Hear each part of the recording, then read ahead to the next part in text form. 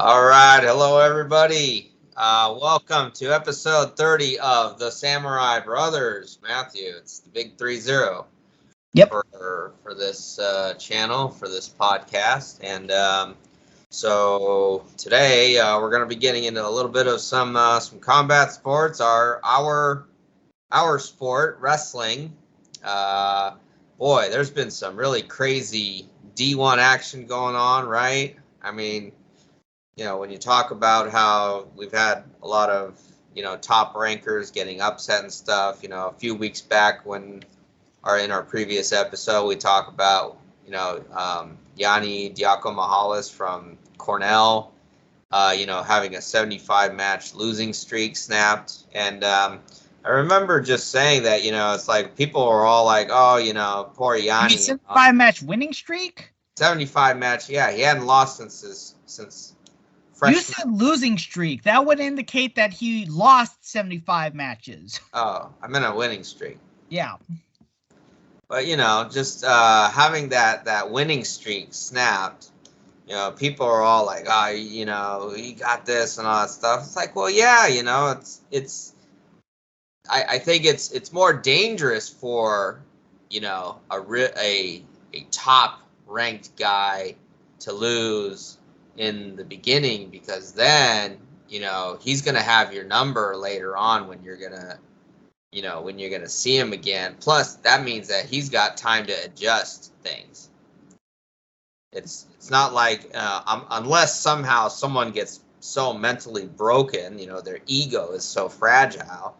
But a lot of times, these are championship wrestlers. They're gonna do what they need to do. So I think people really. I think obviously we have no dog in the fight, because we just like, watching how things turn out for us, right?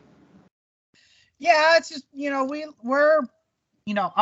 don't really have a main school that we cheer for. I mean, my alma mater's in NAIA, and right. It's always been ever since I've been there, it's been kind of middle of the line. My alma mater's team no longer exists.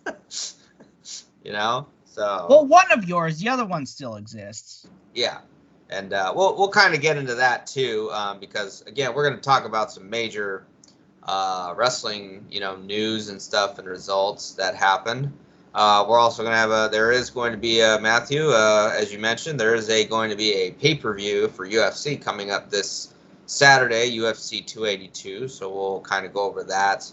And then, we do have 2 new chapters of One Piece that we want to cover today, chapter 1067 and 1068. And I think the plot is starting to thicken as far as how, the Straw Hats meeting up with. Yeah. A lot of members of the community are saying that this could potentially be a rather short. I think it is, because it's hitting its crescendo very quickly. Yes, because and we'll get into explaining why that is, based on the action that happened in chapter 1068. Obviously, we find out more stuff about Vegapunk and things that he's doing and stuff. So just it's always, somehow Oda manages to throw information in, and then when you least expect it, he's, also going to throw a curveball in there. So we're going to see how that goes, Matthew, but let's get right into it. Let's get into covering some wrestling results. So just to kind of start off before we get into the D1 stuff, the 3C2A, which is the California Community College Athletic Association. So that the state tournament is set up now, because this last weekend, the North and the South both held their regional tournaments. And just as a disclaimer to our audience, I am an assistant coach with Santa Ana College, which is a team in the South. So, may seem a little biased, but I think I will try to be as objective as possible. So, Matthew, Fresno is the dominant team in California. It just, they've been dominant for several years, and really, Paul Keesaw, who's the head coach, since he's been at Fresno, they finished no worse than third place. Yeah, he's been a rather consistent coach, and I knew about him like back when I was in high school, and he's just the type of coach who's been able to keep them consistent, and he's got a very big advantage above everyone else in that he's right. Fresno is literally in that snake pit of the Clovis area schools, which, as we know, have. You've got Buchanan, you've got the 4 Clovis schools. You've also, got the surrounding areas as well. Yeah, so he's able to, the best of those guys that don't head to that aren't going to that aren't going to 4 years, they're most likely going to Fresno. Well, and then sometimes what happens is sometimes these kids will go out of state. And then, depending on where they're from, they'll also come back. And so, they call them dropbacks, whether that's good or bad. But, and even we've had some people. And depending on if they did the redshirt year or not, they could do 1 or 2 more years. Right. Yeah. So, yeah, he does have that advantage. So it's no surprise that he took the championship for the North. But what surprised me about who took second at the North was Modesto Junior College. Consistently over the years, it's been Sacramento City that's always been, the next best team in the North. So I was actually kind of surprised but Modesto's been up there. They just I've never seen them do, that well. Finishing second at the Northern Regional. So, yeah, Modesto traditionally hasn't been top level. Well, they've probably been either the third. They'll be bad. They'll be top 5. They're easily top 5 in the North. It's just that never top 3. So, I think that was interesting that particularly happened. So, so then when we get to the South, so Cerritos was the top ranked team in the South, all season. And it was Mount San Antonio who was the second ranked team. And Cerritos had beat Mount Sac in the championship match of the South State duels. And so they claimed the South State title. And then they would match Fresno who won the North for the 3C2A state title, which Fresno duly won by a score of 26-15. But in the regular season conference duel, Mount Sac came back and avenged that loss in the finals. And then not yesterday, but on Saturday, as it turned out, Mount Sac ended up winning the Southern Regional title over Cerritos. And I think probably one of the things that was a loss for Cerritos that lost them the title, because I think the score was probably, if I'm going back and looking at it, it was not a large margin compared to Fresno winning in the North, which was I was actually surprised. Although I guess if I'm looking at the scores, Mount San Antonio finished with 295 points over Cerritos' 268. So, that's a 27-point advantage. But if you go to the North, let's see, Fresno 311 team points over Modesto's 195.5, but they edged Sacramento City, who had 190 points.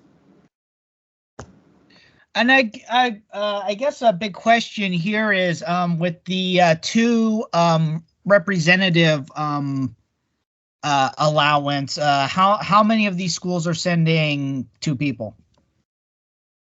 Well, or is it 12 like NAIA? It's 12 like NAIA. Okay. So they get to take 2 people, an extra person, and 2 weights. Or the way that some NAI schools did it, they like took 3. Just depending on their stronger weight classes, sometimes for nationals they would try to take people from like 3 or sometimes 4. It would just depend on like the strength, because I'm kind of curious. Remember one thing. This is classic NAIA. Since they've gone to the since they got to the conference format, this was classic NAIA when it was the regional, when you could qualify your guys just depending on how they did in a tournament during the season. Whereas nowadays it's like how the NCAA. You have to take. It has to be one person in the 10 weight classes plus an extra 2 somewhere, along the side. That's how the CCCAA does it, right? CCCAA? Yes. Okay, well, yeah, like I said, the rules changed with NAIA. They went from the super regional, you could qualify during the season format to the conference. Okay, that's interesting. But yeah, so I think, Fresno definitely qualified all 12 of their wrestlers. Oh, so a few things, since we're talking about wrestling, a few things I found out. So, in the NCAA, even though maybe they're just still trying to feel it out, but in the NCAA, as far as I could tell, the women's wrestling has met their minimum. I went and found a website that lists all the programs. There's over 40. So, and 3C2A is going to have their 3C2A women's wrestling is going to have their first official season starting in January. What's it been like before? So before, it's been just exhibition matches. So okay, kind of like what the NCAA is doing right now in the emerging sports, where they have recognized programs and they have seasons, but they don't have a postseason. Right, as of right now. But starting in the spring, that's going to change, because there will be an official championship. And the NAIA has a women's championship, and I think they were the first, because those, I think it's now called the I think they added like another like WC I don't know. They redid the name again, but the first actual sports body to recognize women's wrestling was the NAIA. Yeah. Which they're not the first that's not the first sport that they actually did barrier breaking. I think they actually before even the NCAA, they recognized women's sports. Whereas the NCAA originally they created just a separate organization, and eventually the NCAA just merged and with that organization and incorporated their sports. But something else I found out, one of the former assistant coaches from MOBAP for the women's program is now a head coach. That would be Olympic bronze medalist Randy Miller.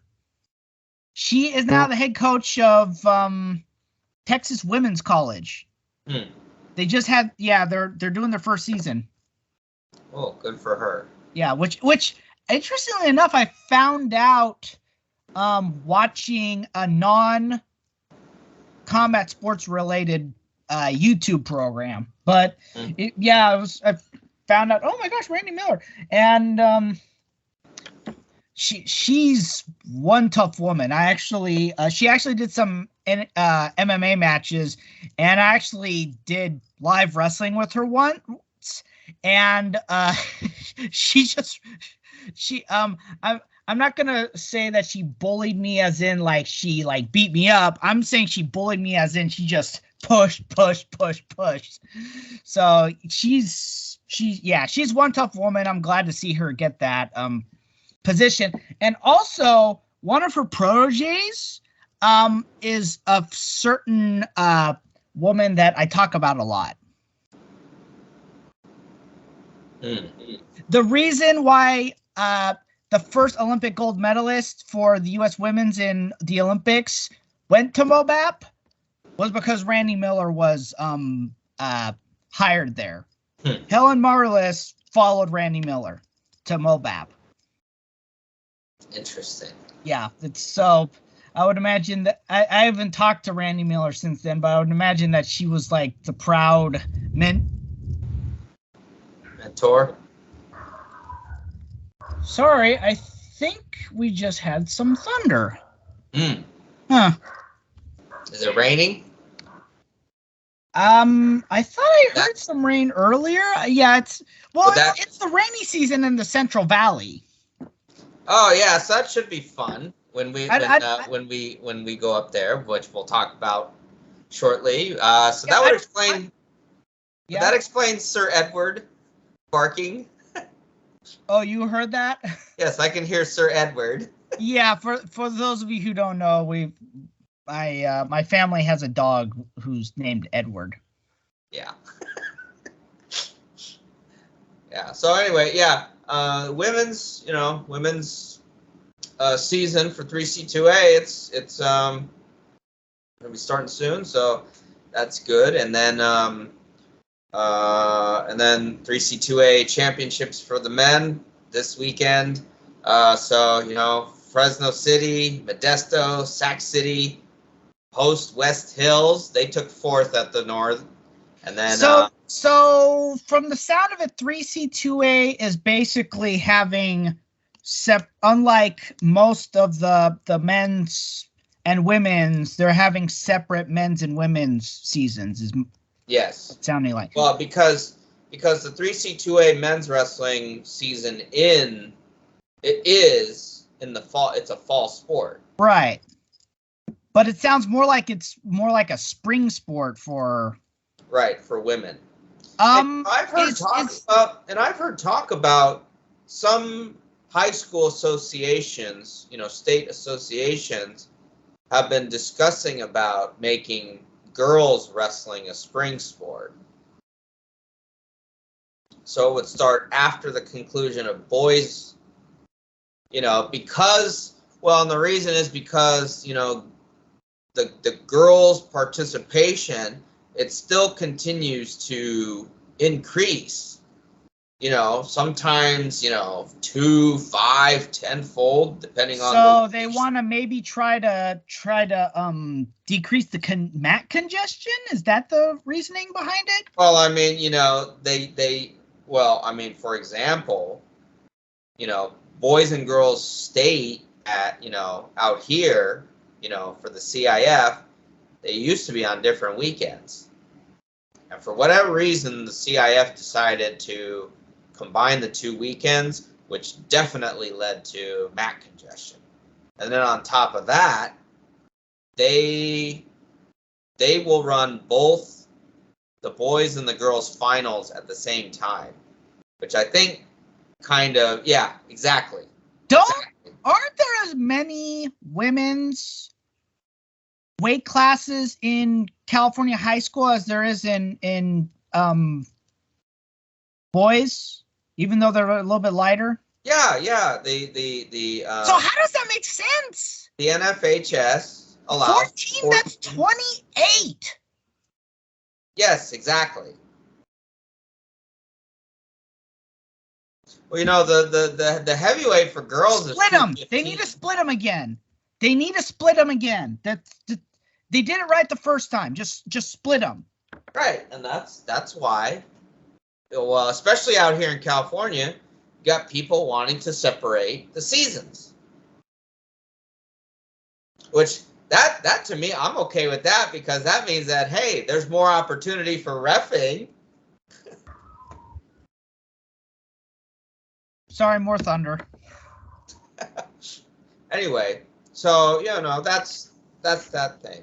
So again, I'm looking forward to coming up there. Santa Ana College did qualify 6 wrestlers to the state tournament, so I'm looking forward to seeing you up there. And hey, maybe we can do the next episode live up there, depending on how things are. But we may end up doing it,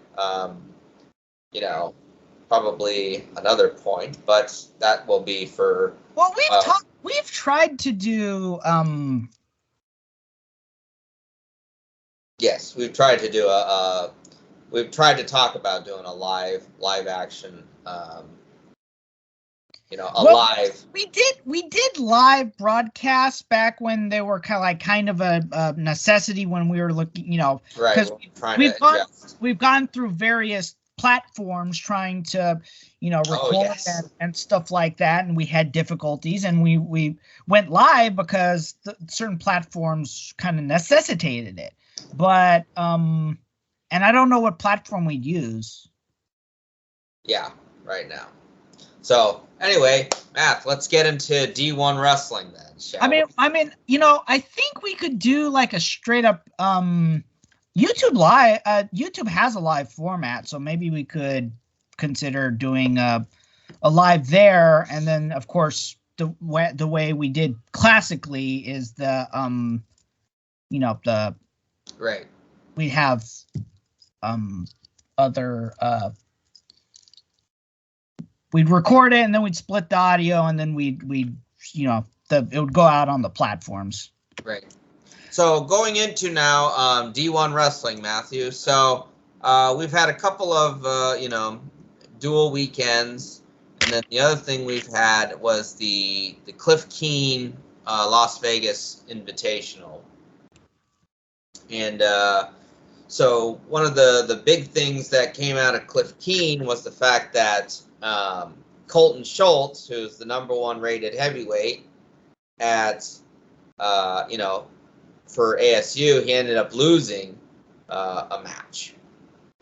And so, and I think what was interesting from that was that even after that, he didn't really compete that far into the bracket, and he ended up defaulting into 8th place. So I don't know, was he hurt, or did he have his ego hurt, to get so far and then decide to default? What do you think about that?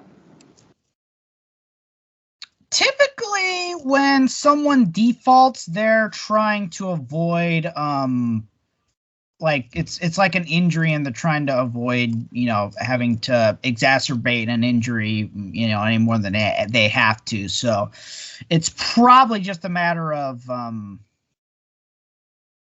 it's probably just a matter of they're trying to avoid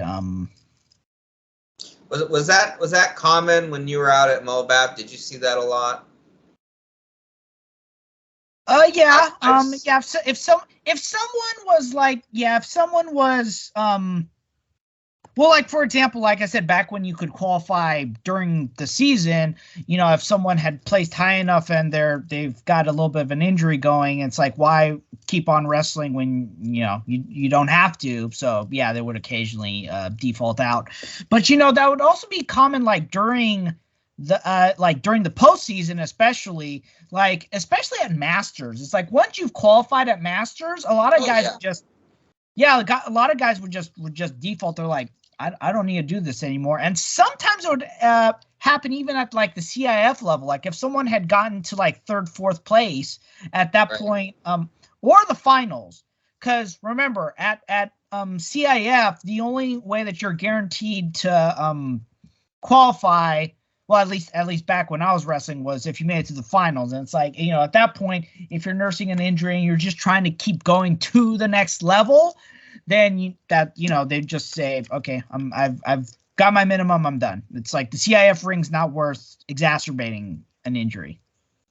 So, and then speaking of injuries, I had a not so good dream last night. I dreamt that I had got an injury similar to your back injury, like during high school or college or something like that. I've got this weird recurring dream where I'm dreaming that I go back into high school or college and something happens, like I like miss classes or I miss assignments or something like that. I'm just like, what's happening? Yeah, which, that's true. To be fair, and I don't know why it's been happening now, but with my, I'm going to college for paralegal studies. There's been 1 or 2 times where I've missed assignments. I don't know why it's happening now. And back when I was in college, I didn't miss anything. Even when I was doing my web design certificate, I didn't miss assignments. And I'm just like, is it because I'm working? Is it because I have these other projects going on? What is it that is making me forget? Am I getting old? I didn't think, I didn't think 34 was. Should we talk about my sumo? We'll get to that in another time because we have to make sure we're not going over too much. Yeah, not squirreling. But yeah, I'm like, why am I having these dreams? Well, that's funny because it's like, why all of a sudden now am I like forgetting this stuff? Well, heck, I dream about being at the last job that I worked at in Japan. That cold storage facility. And those are some really bad working conditions, and so I dream about that a lot. And it's not a fun job, being in a 40 working in a 40-degree, facility. Not, and then sweating and all that because you're trying to unload containers and stuff. But it is what it is. But I find it interesting that I still dream about that. But I think some interesting results that I saw was the major duels from this last weekend. To start with the first one, there's 3 interesting duels, obviously, Matthew. I think we'll start with this one. Minnesota defeating Oklahoma State 18-12. And, Minnesota, you think about Minnesota, they had the days, under Jay Robinson, and they even won a couple titles with him, after he had been coaching there for forever. And, then they had, Gable Steveson. I'd have to look at the records from the last time when they wrestled Oklahoma State, but I think this is kind of, I think, and seeing an interview with John Smith about, the guys needing to get better and stuff. And, I'm thinking that, maybe the guys that are going there just aren't having the drive or they're getting hurt too much or something, because Oklahoma State's kind of might be losing the lackluster, the You mean the luster? The luster. They're becoming lackluster. That would be a better way of describing it. Losing to, I think Minnesota of all teams, because Coach Silva would say this all the time. When he was there, they were training to beat Iowa.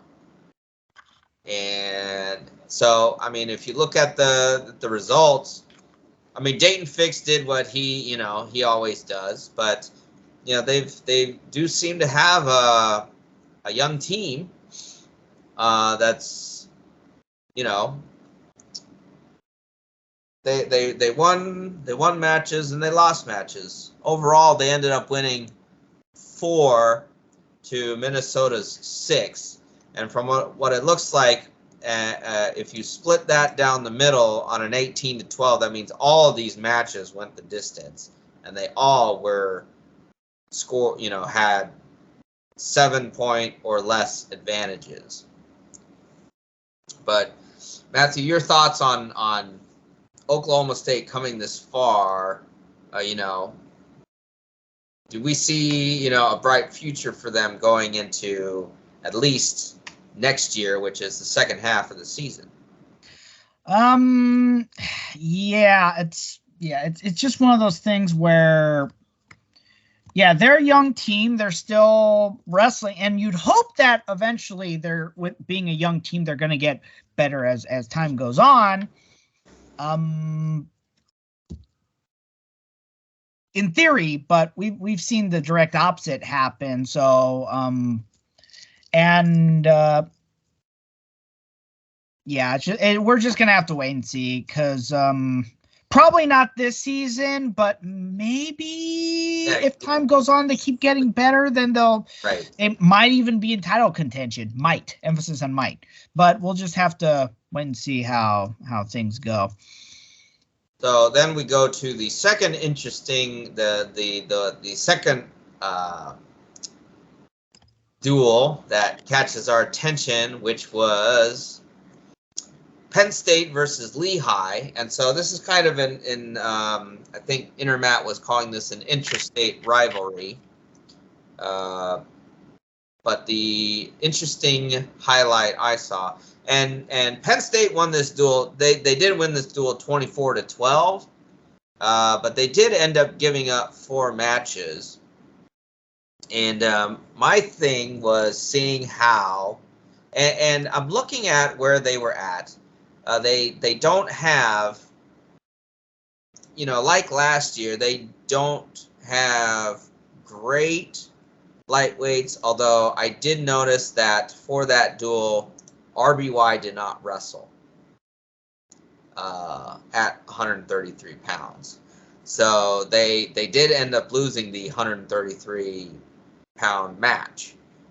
So nothing really, though, to be concerned about, because RBY wasn't there. And in the end, things turned out okay for Penn State, but the number one thing was the fact that Max Dean lost his match, and he lost it 11-9 to the Lehigh wrestler, Michael Beard. And we both know Max Dean, hey, he's the returning national champion. But what I have to say here is, like I mentioned earlier with Yanni, if the champion's gonna lose, now's the time to lose, because now you got to build back up. But so it all depends on Dean getting his head screwed on right. Is that correct? Well, let's face it, you typically don't see a Penn State wrestler mentally collapse. Mm-hmm. Kale clearly has done a good job in building up his wrestlers and making sure it's like they might win once during the season, but they're going to bounce back. That he's very good at that mentality of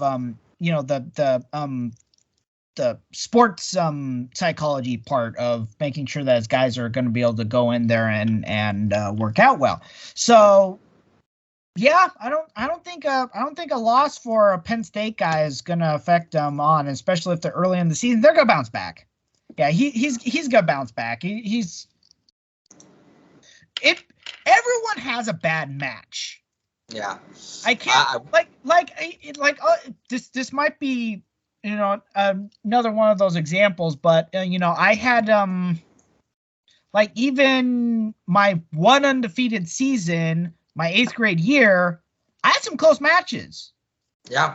But I was still able to, in the match, I was able to adjust and bounce back and win. So there were a few times I was put on my back and I got off my back and I won it.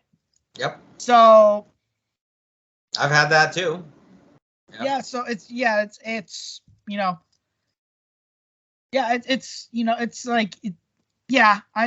one of those things where, I think that, he's going to come back and he's going to be able to win the championship. One loss, well, this is actually his second loss, and so it's dropped him to 6th place in the rankings from number 1. So. Well, who was his first loss to? I'd have to go back and double check on it.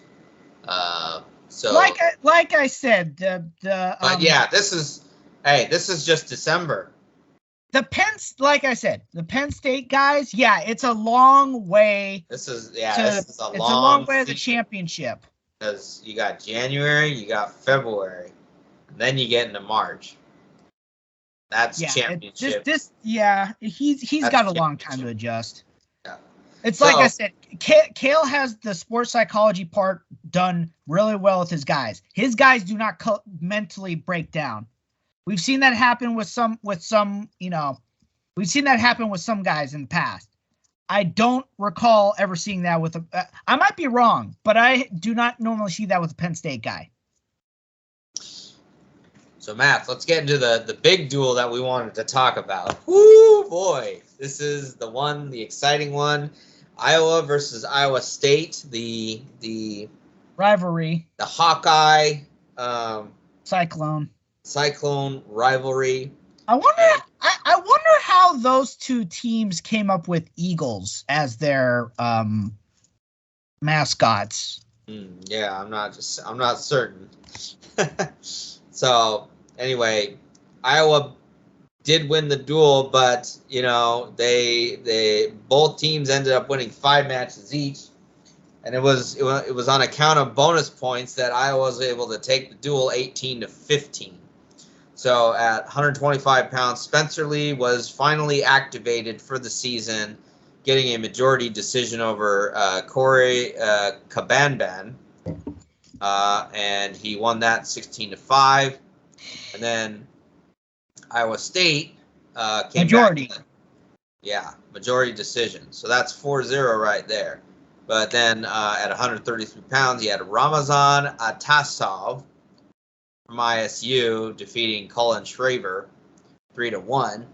And then Real Woods, I think we had discussed him back in quite a few episodes ago, because he transferred out of Stanford to Iowa. And yes.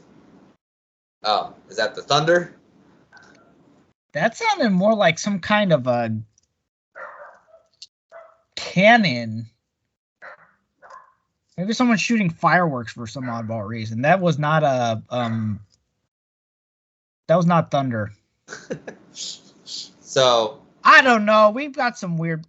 I live in Lemoore. We live in Lemoore. There's weird stuff. This is not the first time that there's been like a random what sounded like a firework, but I don't know why someone would be shooting those off in the middle of a thunderstorm. Yeah. Anyway, so to kind of continue this, Real Woods, who we know transferred out of Stanford, he defeated Casey Swiderski 4-2. And then Iowa State comes back again, defeats Paniro Johnson of Iowa State, defeats Max Murin of Iowa 3-1. And then, so we seem to have these, they keep trading matches, right? At 157 pounds, Kobe Seabrecht of Iowa defeated Jason Kreiser 10-2. So that was the second crucial match, majority decision. And then you had, who's undoubtedly their best wrestler right now for Iowa State, David Carr, who defeated Patrick Kennedy 10-4. So then you've got at 174 pounds, Nelson Brands got a majority decision over Iowa State's MJ Guyton 13-5. Is Nelson related to the Brands brothers? It's gonna make me kind of look up the Iowa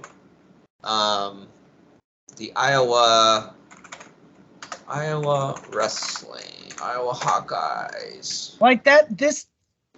Right there. That kind of. If this is a coincidence, it's a very big coincidence. Yes. Let's see. Hometown, Iowa City, Iowa.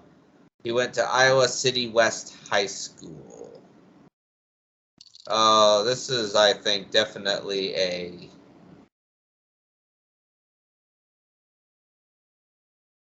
He's the son of Terry Brands. Oh, yes, he is. He is Tom's nephew. That makes perfect sense. And both Brands are what's it called? Alumni. Of course they are. Yep. Isn't Terry Is Terry a coach? Terry's an assistant. Okay, yeah, Terry's an assistant. Yeah, makes perfect sense. Yeah. Yeah, that makes absolute perfect sense. So, hey, runs in the family. Well, back when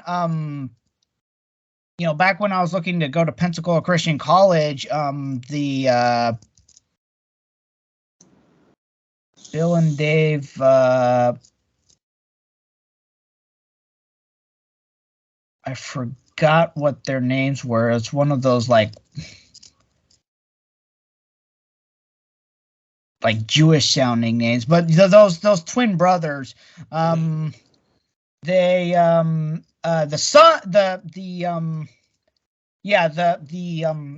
nephew of the assistant coach was looking to possibly go to PCC, but Oklahoma scooped him up.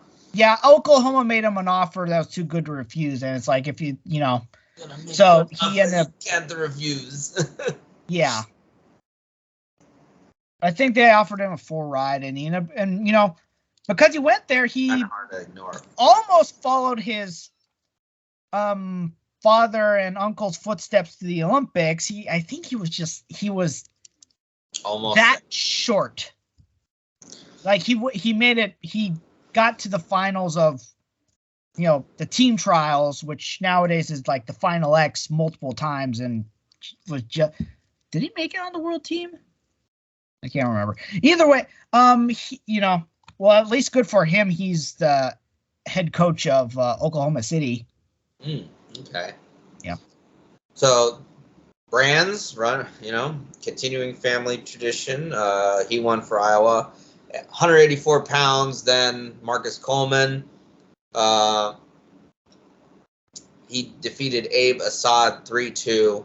And then, this was Marcus Coleman from Iowa State defeats Abe Assad from Iowa. And then 197, Younger Bastida of Iowa State defeated Jacob Warner of Iowa 4-3. So at that point, that meant that the Iowa State was leading 15 to it was tied 15-15 at that point, which meant that yes, the winner of the heavyweight match was going to be the winner of the duel, and it ended up being Tony Cassiope of Iowa defeating Sam Schuler 9-2. So, Matthew, with that being said, I mean, this is quite a close match for a team who's, in national title contention. They did have a couple of, mishaps at the end last year, but they still finished third place, I believe. And, it's not like they performed horribly. So, I saw an excerpt of Brands' interview after the duel, and he obviously wasn't too happy about, how the duel went. And you know how this guy is. This is the guy who, when one of his wrestlers will be pinning a guy in the home court, and then, the ref's on the ground trying to look for the pin, and then Brands will get on the mat, and he's trying to call the pin for the ref. Yeah, that man's intensity is just. Yes, he's a very aggressive. He's gonna die from an aneurysm before he dies from anything else. I still don't. It's like, Gable might have taught him like the kind of like a harder work ethic, but it's it's Brand. The intensity is all Brands. Mm-hmm. It's like those brothers in general. It's like that came from them. That did not come from Gable. Well, yeah, and you can tell how the personnel. You can tell how a team's personality is going to be from their coaches. Yep. So if the coaches are going to be like that, that means the team's going to be like that, and that's how you get a lot of people will hate on Iowa because, you know, they kind of do like to get all puffed up and in your face and all sorts of stuff. You know, the 141-pound match, you know, with Real Woods got a little chippy at the end there. I don't know if you've seen the highlights, but, you know, they did get into a little bit of some pushing and shoving right as time expired at the end. And it was to the point that both referees had to kind of get in between them, you know, before they could do the hand raise thing.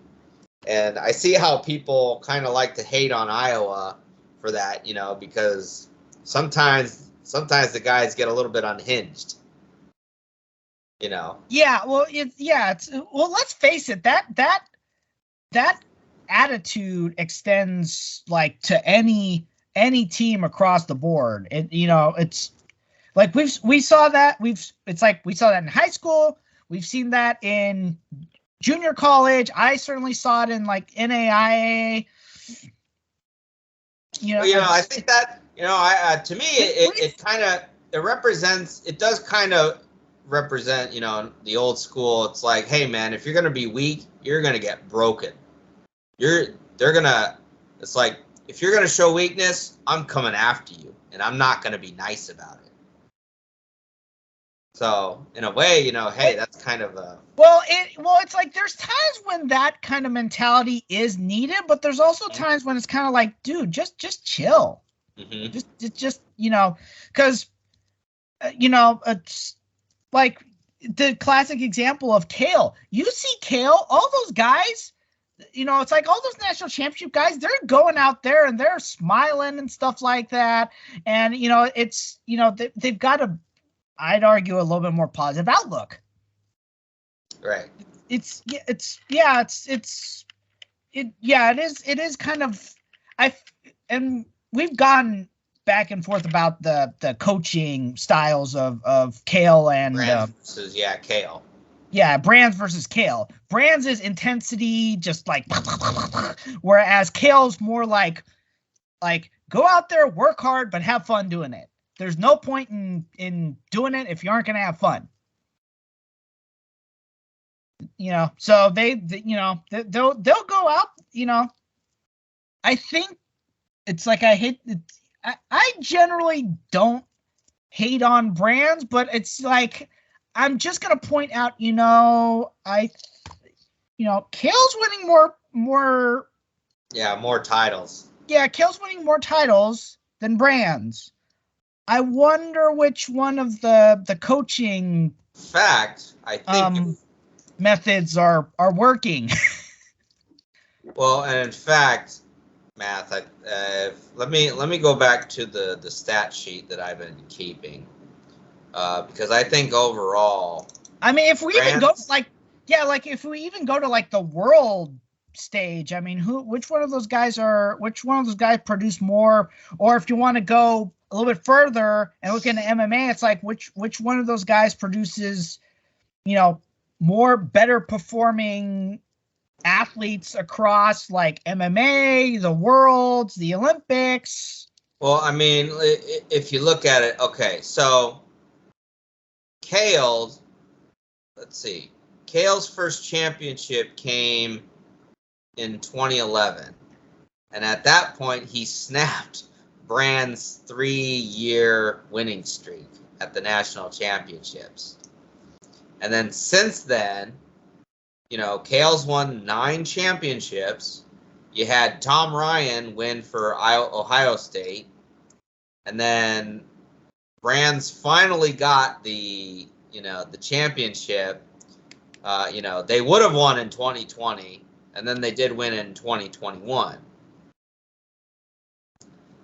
But since Kale started winning, Brands has only won once. So, yeah, but yeah, you're right. You know, I think it's a method. I mean, look what's, you know, the methodology of how it works. You know, when people adapt, your style's not gonna, you know, when people adapt to your style and then you're not gonna adapt to other people's styles, or how you train, you know, the wrestlers or how the wrestlers train, you're not going to win. I mean, let's look at the fact that, you know, Oklahoma State hasn't won the title in almost, you know, 15 years, more than 15 years at this point. You know, they last won the title in 2006. So yes, it was 16 years ago. Well, and even then, it's like, you know, they won. They first beat Minnesota, and then they started losing to Minnesota, and then Brands came onto the picture. It's like, if you look at those three, you had John Smith, Jay Robinson, and Brands all, you know, training the championships. Right. So, you know, they all represent kind of an older school mentality, whereas Kale represents kind of a newer mentality. I don't know about the Ohio State coach.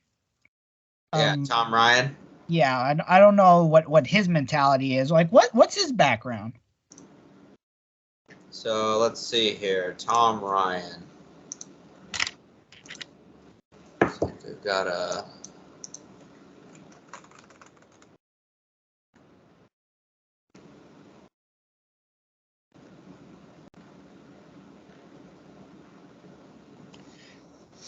You know, something I'd like to know is like with like, because, you know, Kale is a direct product of Bobby Douglas. Mm-hmm. So that, I guess the question there was like, would have been like, what would Bobby Douglas's mentality have been? And I guess, well, Zeke Jones is also a product of Bobby Douglas. So, and I don't know, Zeke, would you say that he's a little bit more of an intense guy compared to Kale? I mean, that's the vibes I get. That is a good question. Let's see here. Roster. Here we go. Tom Ryan. Tom Ryan. 294 wins, 145 losses, and 2 draws. He was also at Hofstra for a while. And, alma mater, Iowa, 1993. So he's a Gable alumni. Definitely a Gable product. Let's see here. Yeah, but he doesn't seem like he's as intense either. No, not really. I kind of wish they had his. Let's see here. Earned bachelor's degree, 93.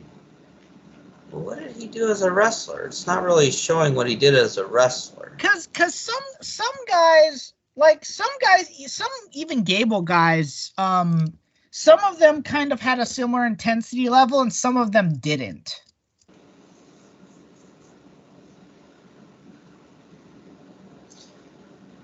So, doesn't really show what he actually did as a wrestler, which is like, I remember that what's his name, younger Zaleski, had kind of a more intensity mentality, which made sense because Tom Brands, before he went to Virginia Tech, was his direct assistant, right? And then he went, and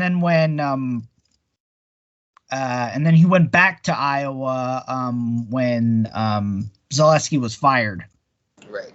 And then I could see why the transfer portal was created, because that was that time when, for some reason, Virginia Tech decided to be extremely petty and not sign off on any of Brand's guys who followed him to Iowa. So they all lost a year of eligibility because Virginia Tech wouldn't sign off on their transfers. It was one of those ridiculous things back then. Like, well, and I also remember times when some guys would transfer to MOBAP and they'd lose a year of eligibility, or a semester, depending on what they did. But well, sometimes they were able to take the red shirt. Like they hadn't taken the red shirt, so they just took the red shirt and during that time of eligibility. Interesting. Well, anyway, so it'll be interesting to look forward to see how. I think we do have one more weekend of duels, maybe some tournaments before the Christmas break. So we'll keep an eye on this, and then obviously when's Midlands? Midlands. It's a good question. Let's take a look at it.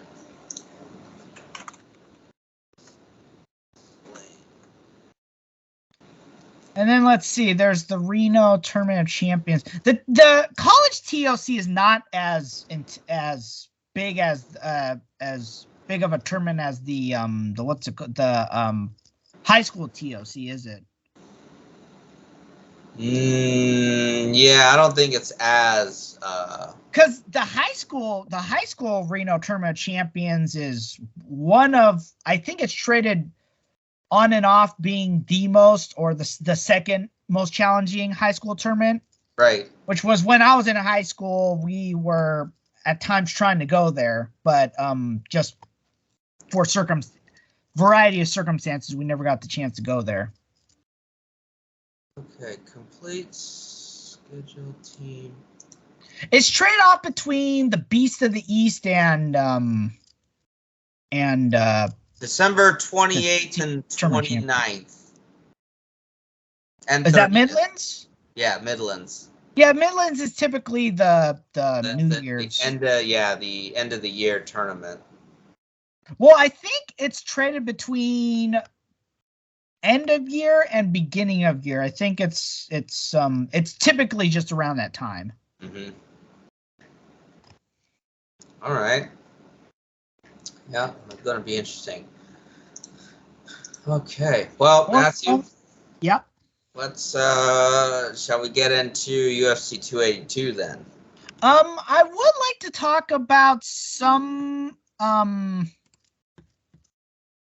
so just mentioning my alma mater. So we didn't talk about it, but so far they've dueled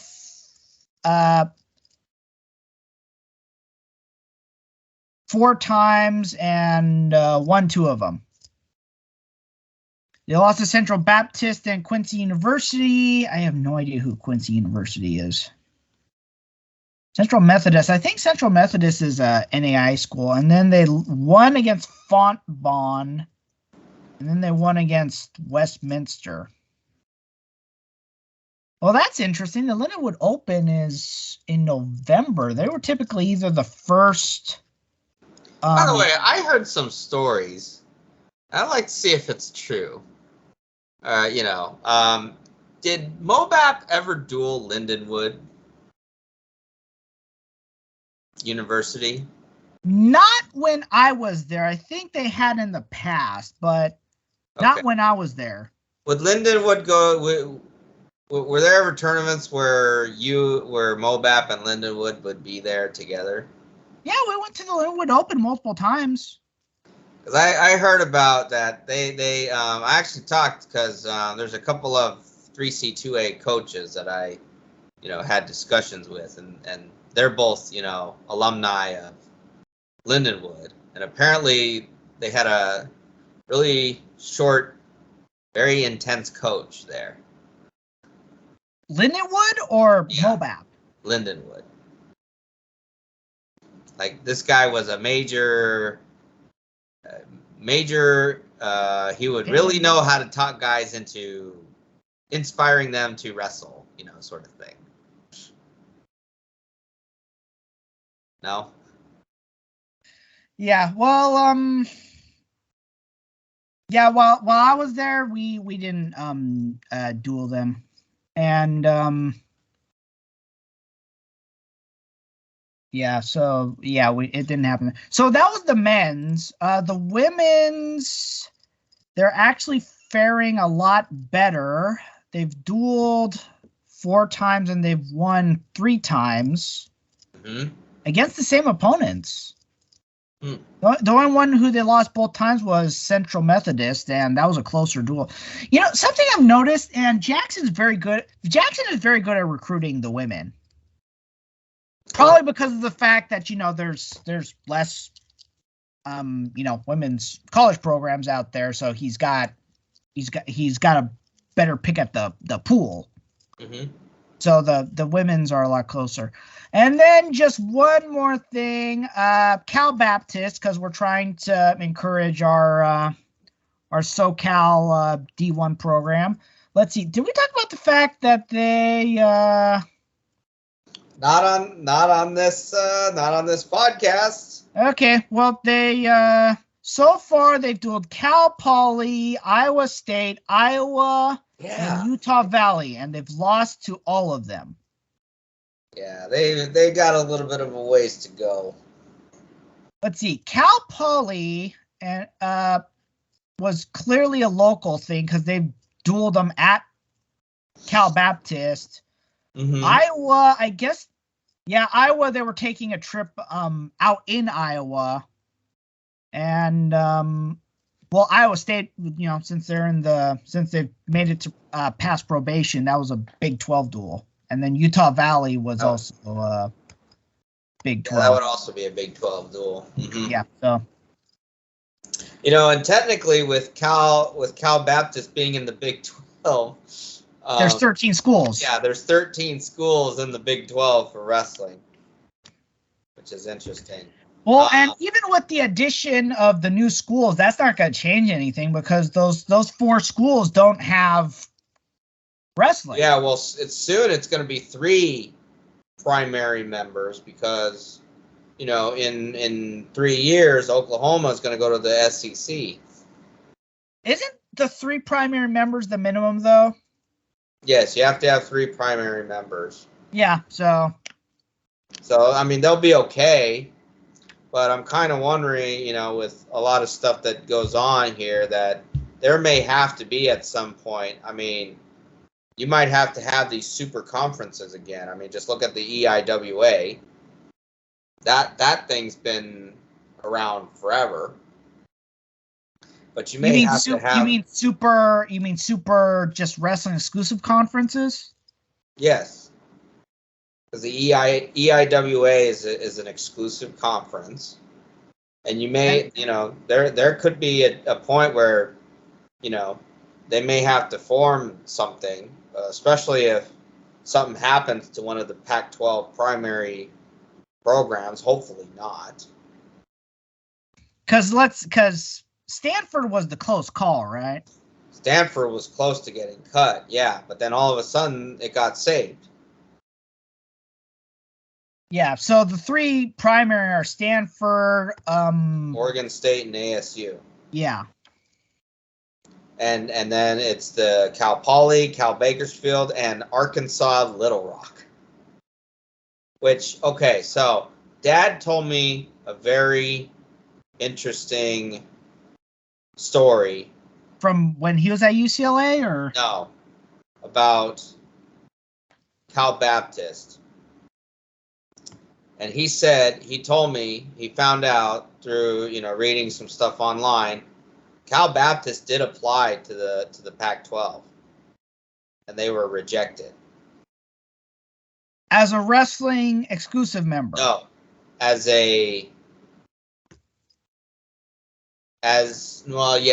as a wrestling affiliate. Why would they do that? Don't know. Then they went to the Big 12 and got accepted. Yeah. Why would they do that? No idea. So the conference that needs them the most rejected them, and the conference that has quite a few accepted them. So, Dad had a theory about that. You think there's a long-term plan to just there's a theory as to why they rejected Cal Baptist. Because if you look at the 6 schools that are in the Pac-12 versus Cal Baptist, what's the difference?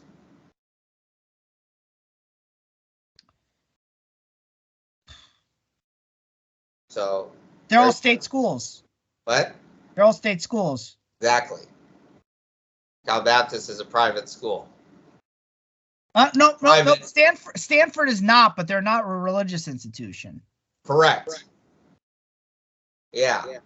But has the Pac-12 ever had a religious, even associates? Way back when. Not for over 20 years. So the mentality has changed. Probably, because look at the Big 12. Just primary members. They've got Baylor and TCU. So, Big 12, it doesn't matter to them to accept a religious school. But I guess for the Pac-12, kind of makes me wonder about, when Fresno State was around, when they came on board, why they went directly to the Big 12. Well, as I recall, they were wait a minute. Originally, they were part of the back when it was the Pac-10. Yeah, I know, but before that, they were part of that independent. You mean the Western Regional? Yeah, they were part of the Western Regional before they got cut the first time, and then when they got revived, they were going to be part of the Western Regional again. But the Big 12 merged it. So that's why they were going to go to the Pac-12 or the Big 12. Oh, okay. So they were okay. So they were kind of following that. Yeah, their primary conference, the Mountain West, used to have wrestling. Right. Because those times when we went to duels there, they had championship banners. They'd won the Mountain West in wrestling. Right. Yeah. I don't know. The landscape's just changed so much. Yeah, it is what it is, You yeah. just can't really do much about it, but. All right. Well, let's finally get into it. Let's preview UFC 282 then, Matthew. Yep. UFC. What do we have going on? UFC 282. So originally, this was going to be a title defense of Jiri Prochazka's light heavyweight championship, which he took from Glover Teixeira, defending it against Glover Teixeira. Mm-hmm. But what happened was Prochazka got a major, let's see, what injury did he get? Shoulder injury that will require surgery and at least 6 months of rehab. Mm-hmm.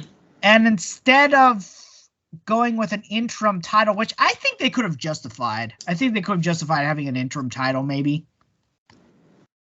But he just chose to vacate the title. As a result, Jan Blachowicz and Magomed Ankalaev,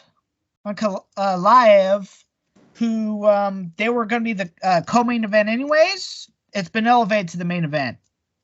Okay. For the vacant championship. Originally, Glover Teixeira was offered a title fight with, I think, Ankalaev. Right. And he decided not to go that route. So I think Glover would just rather see who wins and then go against the winner. Winner? Yeah. Oh, so let me.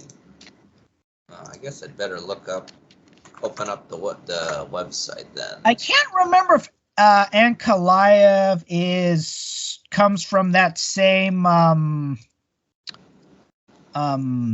Dagestani fight camp. He's from Dagestan. Mm-hmm. He's definitely from Dagestan. Right. Trained Greco-Roman at Dagestan State University. Also Sambo guy. Okay, well, so be an interesting. Yep. He's yeah, he was one of those guys that was trained by Khabib's father. Ah, okay. So that Dagestani group is again rearing their heads. Mm-hmm. I don't know if they ever had two guys as champions, even when Khabib was fighting, but this would be the chance for them to have two. I'd say that them aligning with American Top Team and having their guys train there was a smart thing, because it kind of helped them adjust a little bit more. Okay. And they did it with Khabib's father's blessing. It might have even been his suggestion that they do that. So in your mind then, who's the favorite to win this match? I would say it's gonna be Ankalaev. I mean, I like Jan. I'm glad that he got there. He became the first Polish men's champion, but we're talking about that camp that like it trains in heavy sambo and has a pretty good stand-up game to begin with, but they're these are undefeatable grapplers essentially. So I would say Ankalaev. Jan is a wrestler too, and he's got power, so he's got a chance, but I'd say the favorite is Ankalaev here. All right, sounds good. Yep. So UFC 282 this Saturday. So and then there's named fighters, but I think I recognize. Who do I recognize? Let's see. Paddy Pimblett versus Jared Gordon. Paddy Pimblett is really big right now. He's from the UK. I think specifically. Know that I recognize any of these guys, to be honest. Alex Moreno, I kind of know of. Santiago Ponzinibbio. Ponzinibbio was supposed to be going against Robbie Lawler, but wow. But Lawler got injured, so Moreno stepped in. Ponzinibbio is the first Argentinian. Mm-hmm. Yeah, first Argentinian fighter in the UFC. Then Darren Till is fighting. I have no idea who this guy is. Dricus de Plessis from South Africa. Huh. He's not the first South African UFC fighter, but he's the first one in recent memory. Bryce Mitchell, he's a Tough alumni versus I think that's Airi Tapuria, who's German-born Georgian. Huh. And a major the prelims headliner Jazir Inho Rosenstrike against Chris Dawkins. Dawkins is an up-and-comer. Rosenstrike, I think he was the MMA Freak Fighter of the Year a few years ago when he exploded Overeem's lip. It was the main event. It was his first main event. Overeem was leading the fight. I don't think Rosenstrike's ever fought for the title, but he ended up fighting Ngannou after this. Like in 10 seconds in the final round, it literally looked like Overeem's lip exploded. He hit it just right with so much power that his lip split. I remember seeing a picture of that. Yeah, he had to get stitches after that, and he won the fight. Like I said, I don't think he's gotten a title shot, but he's what that something like that puts you on the map. Yeah, puts you on. I'd like to say he's the first Suriname UFC fighter. He's from Suriname. Mm-hmm. And it is raining outside. Okay, well, before a lightning strike strikes out the power at your place, then should we move on to the next subject so we can finish on time? Yeah, One Piece. All right. Well, Matthew, it should be interesting, and we'll be looking forward to your coverage, your review. Yeah, let's go over the what's it called? Let's go over the summary first. All right, for One Piece. So we're moving into chapter 1067, and I think the cover page has Judge Vinsmoke Judge versus Caesar Clown, and they've beat each other up in that. Well, they're beating each other up right now in that anime style where they've got bumps on each other. Well, that's actually the next one. Oh, okay. Yeah. 1067, they're starting to fight. So 1068 is where they finish the fight. This has to be, that Judge has to know hockey if he's doing that to Caesar Clown. Yeah, that's true. And I don't the other thing, I don't know if they ever covered him having hockey when he was fighting against Sanji. Right. But he's got to have hockey if he's doing that. Well, and the significant thing about this is, they're all connected to each other because of their affiliation with Vegapunk. So yeah, I think it's coming around, when there's an arc about Vegapunk, it just so happens that his associates are also featuring in the cover story. One thing I wish Toei would do, to be quite honest, go back to adapting the cover stories, because that's an excellent way for you to make, when you need to dive away from the main story, when you're catching up too much to the manga. You're making filler arc that's canonical. You're making canonical filler. Right. That's the best, most efficient way to make canonical filler is by adapting those stories, because they did it for the first two arcs, because the first one was Buggy, trying to reunite with his crew, and then the second one was Kobe and Helmeppo, they're being taken on as proteges under guard. Now they do this, and they have to try to explain everything in the episodes. Right, exactly. It's just go back and animate the story arcs. I mean, what more is there to give? And I think probably why they don't do that is because then they don't get to use the main cast. So probably what it is that they have to have the main cast in there, because of the contracts and stuff like that. That's probably why they're doing that. Well, put them in this, put little cameos of them in an episode. Yeah. I mean, it's and I don't think it says you have to specifically have the main cast in. Well, I think the last time they did a proper cover was probably the Impel Down, because they did covers for where the Straw Hats all ended up. Right. And the main focus was Luffy. So I guess they revisited it. Right. In that, they did that, but yeah, it's not a main thing. It's like just sprinkle the main cast in somewhere in the episode. Yeah. It doesn't say how often you have to. I'm sure those contracts do not say you have to use the main cast. Well, yeah, because it's guaranteed they don't appear in every single episode. That is the thing. Yeah, it's do enough to have a little cameo to fulfill it, and then take it back to the arc. Right, exactly.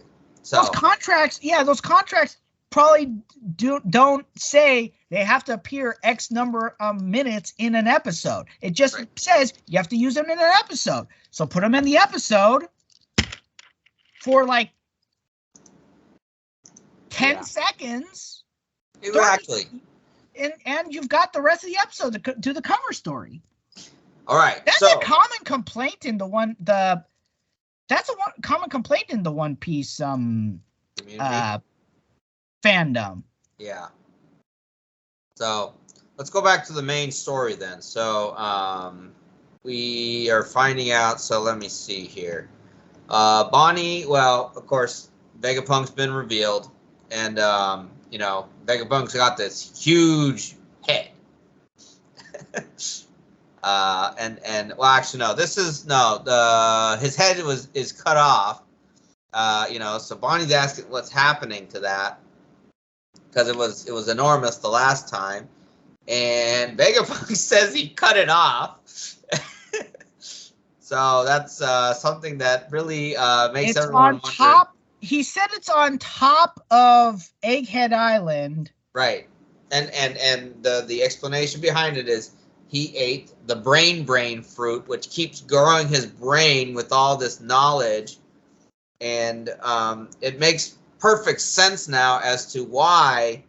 Well, I gotta imagine that, you know, that's how he implemented his personalities, knowledge, you know, traits and all that into these other, you know, robots that kind of act as his, how would I say it? His representatives of everything that he is. His personalities. Right, his personality. His personality traits. Right. So it makes sense now why how these robots are acting the way that they are is because they are actually Vegapunk. You know, they have you know, everything about that. So, you know, so his brain is at the top of Egghead Island, and he's basically got a hole in his head, but you know, he's still got part of his brain in there. And then he's got a little apple top, which is acting as an antenna. And so everything that all the knowledge that's contained in his brain that's on Egghead Island is called the Punk Records, and that brings that's a throwback to the fact that you had the island that's called Punk Hazard. And is it in this episode that he asks Luffy to take him off the island? So if let me see. For the next chapter. Yes, he asked Luffy to help him get off Egghead Island. Because, you know, the fact is that, you know, Vegapunk is trying to explain to Luffy about what happened with the large robot, you know, from the Lost Kingdom. And then you know, the artificial devil fruit, you know, Luffy does explain to Vegapunk that Momo ate it and it was a success, at least in Luffy's mind, you know, and to everyone else's mind. Let's face it, that is a successful devil fruit. But right, and it was a asked, what color was he? Pink. Yeah. He said it was a field. It's like he's a perfectionist, because if it's not 100% right, a duplicate, it's a failure. Meaning that he wanted Momonosuke to look blue, just like Kaido. It was basically it was a clone fruit of Kaido because they were able to extract the lineage factor from Kaido. And this also goes to show just how successful of scientist he is, in that he was able to create an artificial devil fruit that was almost 100% accurate, except for, you know, this one trait, and that one trait was, and this goes, and obviously Caesar Clown tried to replicate them, not, you know, and it wasn't 100% successful. Yeah, because he was creating the smile devil fruit. Smiles, yes. And so I'm betting here that, and we don't know how many clone fruits that Vegapunk made, but we do know that the one that we've seen so far that he did make was a success. But in the case of Caesar, you know, his smiles, I think, only had a 10% success rate. And not all of them were successful because they had like little body parts. Yeah. Even those weren't successful. And I think even the I don't know that we saw an actual 100% successful smile. Do you? Yeah, I don't think so either. They were just body parts. Because, like, for example, the Tobiroppo, all of them ate natural devil fruits. And on top of that, also King, Queen, and Jack they also all ate, natural devil fruits. Yeah, so the smiles were essentially could be considered a failure. 10% success. 10% success rate to get the power, and even the power was not 100% accurate. Yeah. Because if you were to be a natural, what is that? Logia's natural. Then you got a Paramecia is the superpower one, and then I think it was the Zoan. And weren't they all Zoans? Yeah, Zoan, the Zoan type. Yeah, they were all Zoans. Right, they were all partial type. Zoans. Right. To the regular Zoan type, you would be able to morph between being humanoid and being animal. An animal, and then also in between. Right, and whereas these guys, did they even have the ability to control their morphing? I don't know that they did, to be honest. Oh, anthropomorphic, yeah. You would also have that ability too, to be anthropomorphic, but these guys did not. It's like you would have like, just as an example, you'd have one guy who might have had a giraffe, but he'd have a giraffe head sticking out of his shoulder or something like that. Yeah. It'd just be, these really weird ones. And then the guys who were the failure ones, they were stuck with the negative aspects of the devil fruit, which was that they could no longer swim. And they were smiling all the time, basically. Yeah, and then that goes into the cruel part of it's like Kaido just was cruel in general to the people of not just the people of Wano, but also to his crew. Yeah, because he would there was only a few people that he truly cared about in his crew. Like, did he even care about the Tobidoko? He didn't even care about his own. Well, let's see what he referred to Yamato as his son. So but Yamato was more of a pawn to him. Yeah, he didn't care. He only cared about essentially 3 people: King, Queen, and Jack. Mm-hmm. They were the only people that he really cared about. Right. I think King was like his most loyal confidant. Yeah, because he recruited. Yeah, because he was the first member of his crew. I think he definitely respected Jack because of Jack's unfallible loyalty. Undying loyalty. Yeah, undying loyalty to Kaido. So there was that, and then Queen. Queen's just a weirdo, but a weirdo that he respected. Yeah, and he valued. But those are the only guys that he cared about. Which is another guy. Everyone else, including the Tobidoko, were expendable to him. Oh yeah, they definitely. Everyone. Yeah. So you got that. Basically, though, looking at how things have been going, and now CP0 has arrived to the harbor. So, and then, Stussy, with her, network of knowledge, found out that Bonnie was going to Egghead Island. So, already... Stussy's the intelligence person of... she is. She is. CP0. And, but what is it now? We've got I think it was Pythagoras Pythagoras and Shaka are trying to keep CP0 out of Egghead Island. Yeah. So they're basically saying drop off the pacifista. Right. Yeah. The Seraphim, but drop off the Seraphim and leave.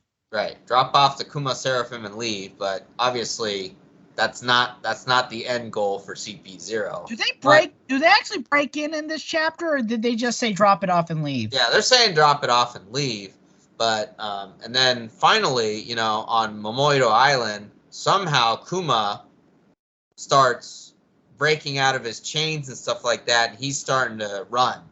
Well, not chains, but they're trying to recharge him, basically. Right. And Dragon and Ivankov are panicking now because it's like they didn't expect Kuma to be acting like he is. So that sets up for the next chapter, which we'll go into. I think any chapter notes, not really. Aside from it making sense now why Vegapunk is the way he is, because his brain is growing so much. He's trying to learn everything. That's why he has to do what he has to do. Right. So, which is interesting. So now if we get into chapter 1068, like you said, Judge and Caesar are still beating each other up. And they've been able to cause physical damage to each other. Which again indicates to me that Judge knows armament. Right, armament hockey and stuff like that. So Pythagoras trying to keep CP0 out of the island.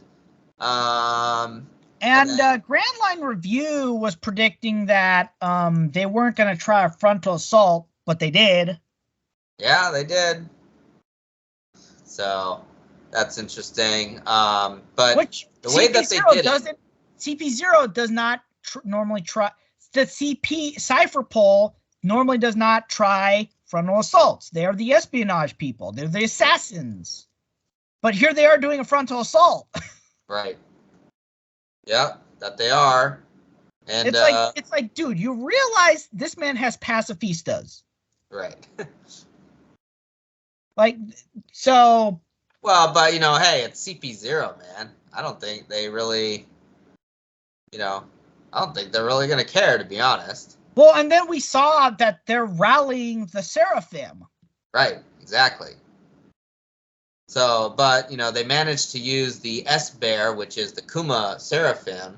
They used his ability because he does have the Nikyu ability to get the guys to a certain destination. Which, again, is the, reflects, Kuma. And not just Kuma, it reflects Vegapunk's ability to replicate. Right, to successfully replicate a Devil Fruit ability. Right. Yeah, so they used that to break in. But then one thing they talked about before they broke in was, the ships keep disappearing that we send you. Yeah. Well, we obviously know why. Right. Mm-hmm. Yeah, because once they get in, their ship gets destroyed. And it's happening as they're going on. The two Cypher Pole ships are being destroyed by the Sea Kings. Right. But this time, though, it just so happens that CP0 is smart enough not to get eaten by the Sea Kings. Right. They broke into Egghead Island. Yep. And so that's where we're looking again. Back on Momoiro Island, Kuma's still trying to get out of the charter, and I think it's he gets out. Yeah, something having to do with Bonnie. I think something having to do with it's either something having to do with Bonnie, or there's been a mechanism that was implanted in him that said that there's a danger to Vegapunk. That's my theory. Is that because there was a danger to Vegapunk, it activated some kind of emergency transponder or SOS signal. That well, means as that I recall, when they showed when he was back there, he was interacting a little bit with the revolutionaries when he first got there. So he has some kind of consciousness still in there. Right. So it's just a question of, can he sense that Bonnie's in trouble, or like you said, is his transponder being hit and he's doing it based off of that? Right, exactly. So I think as we get into more of this, Luffy's asking Vegapunk why he wants to take him off the island. But it's basically it's because Vegapunk has found out too much, just like with what's their names? Robin's Ohara. Ohara. Just like Ohara, Vegapunk found out too much. So that's why CP0 wants to kill him. But also they mentioned the fact that in his conversation with Luffy, he said he wants to create he wants to be able to access a energy source so plentiful that all the world has access to it. And this is where I think for a while at least we might have Vegapunk as a companion. Why? Because Luffy all of a sudden says, "Okay," because he seems intrigued by whatever Vegapunk's talk about. Obviously, he's got these hills and valleys because he'll be picking his nose in one panel, not even paying attention to what Vegapunk's trying to say to him, But Matthew, I think the real comedy of the episode, you know what I'm talking about, right? Are we talking about Sanji, or are we talking about the part where we're talking about where they're trying to? They see the let me see here. They have so CP0 arrives to Fabio Frey's. Kaku is obviously Kaku's never seen it before, so he's pretty amazed by what's going on. And let me see here. So once they take care of the holograms, and then they all see that Kaku is going to fly. Another thing is that particular Vegapunk, he either teleported or was a hologram. Right. Yeah. Yes, that's. Oh, yes. You're right. Yeah, in the Vegapunk. He says, "Beat me in this location." In the labo phase. Yeah. So then CP0, they find the labo phase up high, and so Kaku decides that he's gonna try and jump to the labo phase. And Stussy has been at Egghead Island before, so she knows a lot about what's there. And she's like, "Don't jump!" No. Stussy didn't say don't jump. Stussy's just explaining stuff, and then Kaku gets above a certain level, and he explodes. And it's just the way that it all of a sudden. Oh my gosh! I'll tell you what. When I was reading that, I laughed so hard. Kaku got taken out of action before he could. Yeah. Let me see if I can. It's like he's not gonna be able to fight anybody after getting blown up like that. Yeah, let me see here. I'm gonna read it here. So okay, let me see here. I mean, gosh, yeah, it was so. Gosh, is this the right one? Oh yeah, here we go. Okay. It's just a hologram. Lucci, you seem to know a lot about this place, Stussy. Of course, I haven't been here in ages. And then Kaku, well, since I'm already in the air, I might as well go above the clouds. If Vegapunk's anywhere, he's bound to be there. Stussy, do you see those two lines running across the cloud, Lucci? Yes. If an enemy crosses those lines, huh? Boom! It activates a laser beam. They call it the Frontier Dome. That's the defensive system that surrounds the labo phase. Oh no, Kaku. The point is, don't take the world's greatest scientist lightly. You could have warned him first. And then the next panel where Kaku is all like burned up. You got a heart of ice in there, Stussy. But you're feeling warmed up now, aren't you? Oh gosh. Like, this type of comedy is unexpected from these assassins because it's like their dialogue. It's all in their dialogue. It's like it's like normally you'd be seeing like all the anime tropes of like big eyes, like like panicking and stuff like that. But instead they're all like cold faced. That's what makes it even more funny. Right. That's what made it so funny and stuff like that is because you can't actually see their faces. But just by reading, the dialogues and stuff, that's how you know it's just pure comedy. Especially as Stussy just kind of, acting normal and stuff because I think she obviously did that on purpose in just letting Kaku experience that. And then Kaku was the one. I just died on seeing that panel where he's all just burnt to a crisp. Oh my goodness, yeah.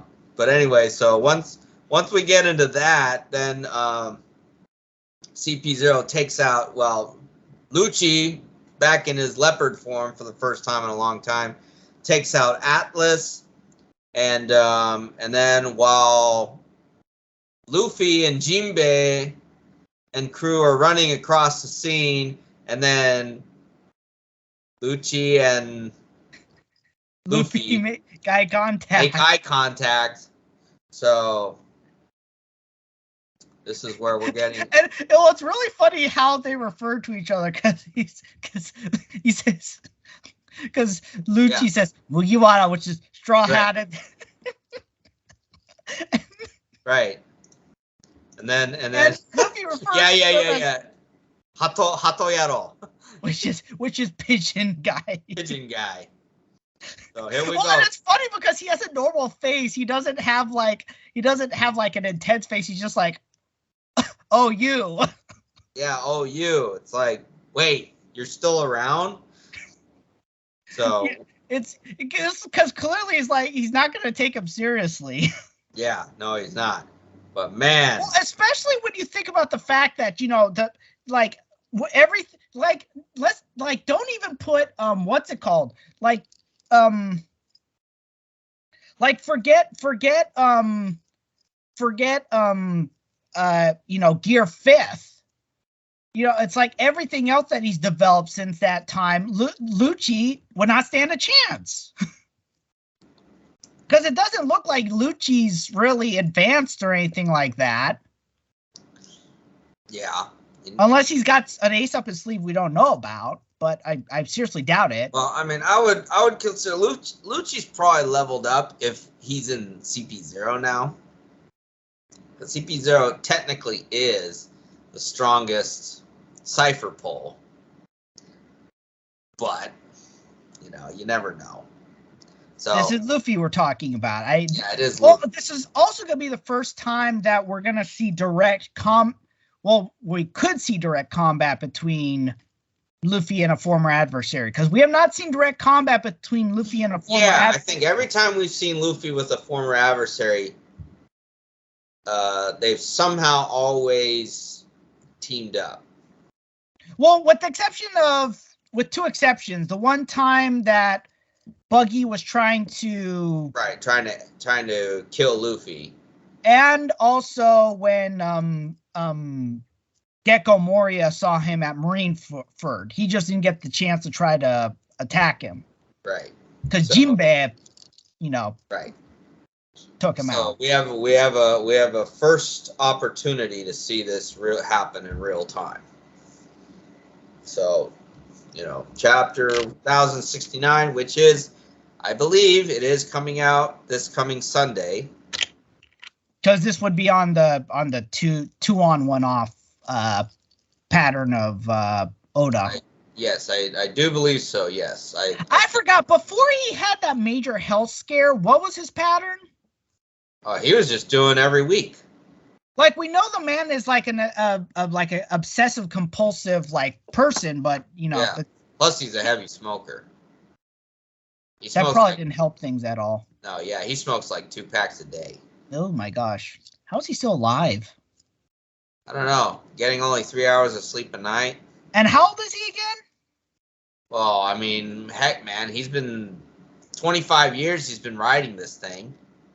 Because so he's in his 50s. He's probably, yeah, he's in his 50s now.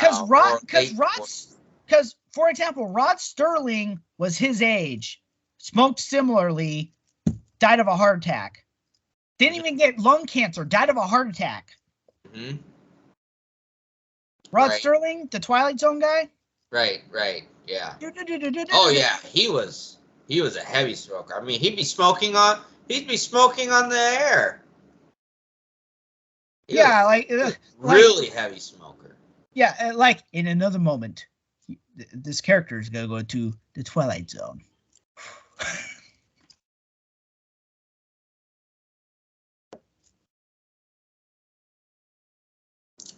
All right, Matthew. Well, 1069. So supposedly, here's what I'm gonna make a quick prediction. I think everybody will be expecting a showdown between Luffy and Lucci, but my prediction is that it's probably going to delve off to the other part of the crew, Nami and Sanji and everyone else. It's probably going to do something like that. Maybe they'll have a confrontation at the end of the chapter. I'm seeing a lot of people saying that that Lucci may not have a direct engagement, and that one of the other crew members might. You're saying one of the other, like Jinbei or Chopper, might have a direct engagement? Yeah, something like that. Uh-huh. Well, let's face it, the entire crew, we're talking about the entire crew versus only 2 of the people. Well, 3 if you include Stussy. Stussy's not a pushover. She's got Shigan. The invisible bullet thing. Right. Well, either way, the reality is this probably isn't going to be a direct, like, this is not going to be Impel Down 2.0 or not Impel Down. No. Not Impel Down. What was the first? What was the place they went Water to? 7? No. Yeah, what was the place they went to from Water 7? Why am I drawing Impel Down. No, Impel Down was the prison.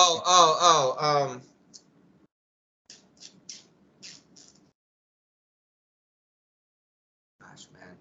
One Piece knowledge is going down the tubes right now.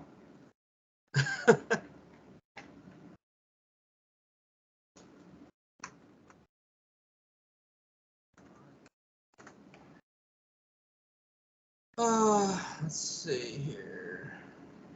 Enies Lobby. This isn't gonna be Enies Lobby 2.0. Yeah.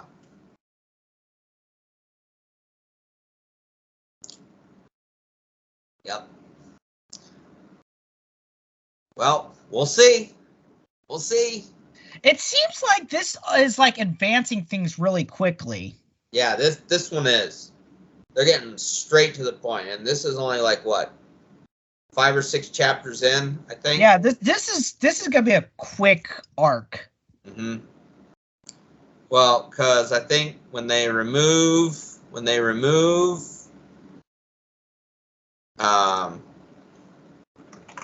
Vegapunk, then where are they going to go from here? It's going to be, Is Elbaf in the New World?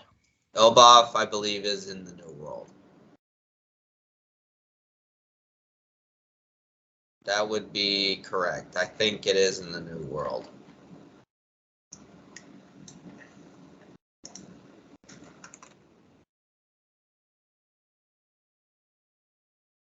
Yes, it's in the New World.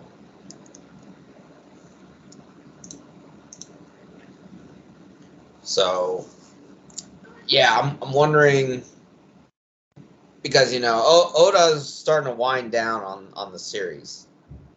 I think he probably is.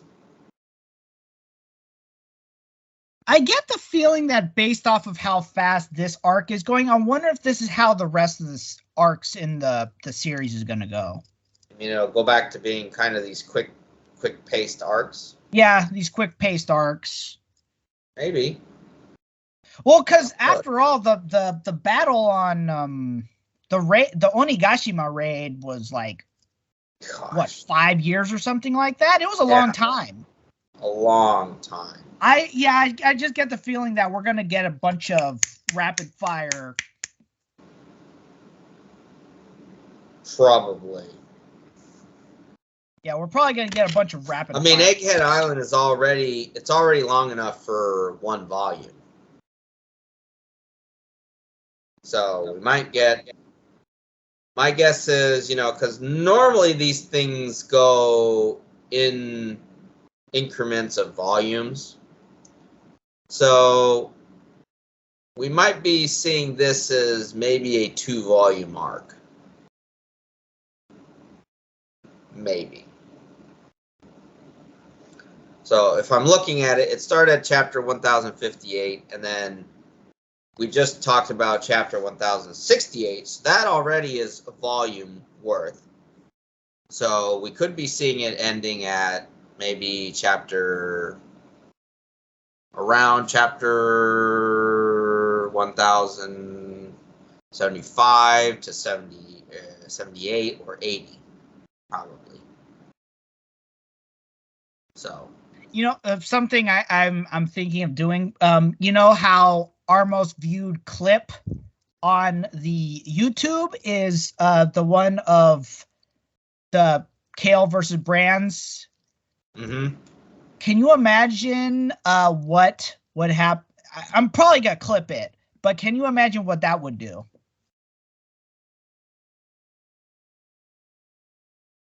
As far as what? The latest one, the one where I'm like, bit more positive outlook versus high intensity. Yeah. 2.0. Yeah. Be interesting.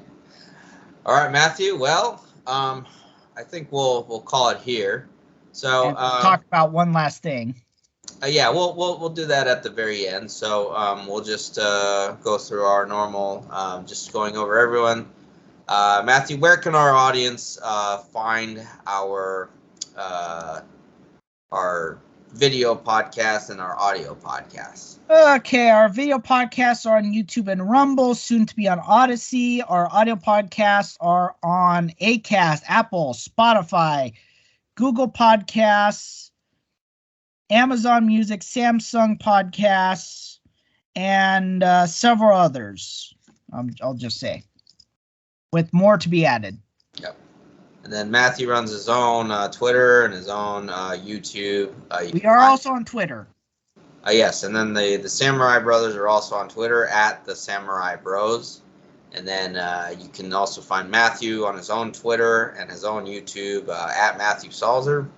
And then Matthew also runs the MMA Freak website, so you can follow that, MMA-freak.com, and at MMA Freakout on Twitter. And of note is that we have the Sequoia Sumo Club on Facebook, and there will be an Instagram coming up soon. All right. So to kind of close out the episode, we heard, both you and I heard about the unfortunate passing of Jason David Frank. And to those of you who don't know, he was a pretty significant person as far as, playing a character that both Matthew and I grew up with, because when we were, young and stuff, Mighty Morphin Power Rangers was a pretty big thing and continues to remain relevant, for people our age, because that's what we grew up with. And Jason David Frank was known as the Green Ranger, and he was also the White Ranger not long after that. And, I think he did have, he continued to stay, active, going to conventions and stuff, and among other things. And he was also involved with Bat in the Sun, which is kind of a nerd YouTube where they did superhero beatdown battles and stuff. So he would play the Green Ranger, White Ranger there, and he even had an amateur MMA career. I think did a couple of fights, but he did have one actual pro fight. Okay, so yeah, he was doing that. So yeah, he was like what's it called? He was like Bruce Lee in that he was a legitimate. He wasn't just a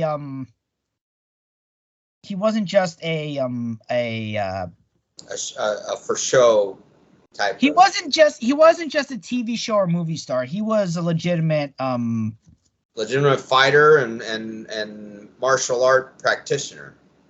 Yeah. An interesting thing, he actually returned to, because he was he was on Power Rangers, and then they started going through like Power Rangers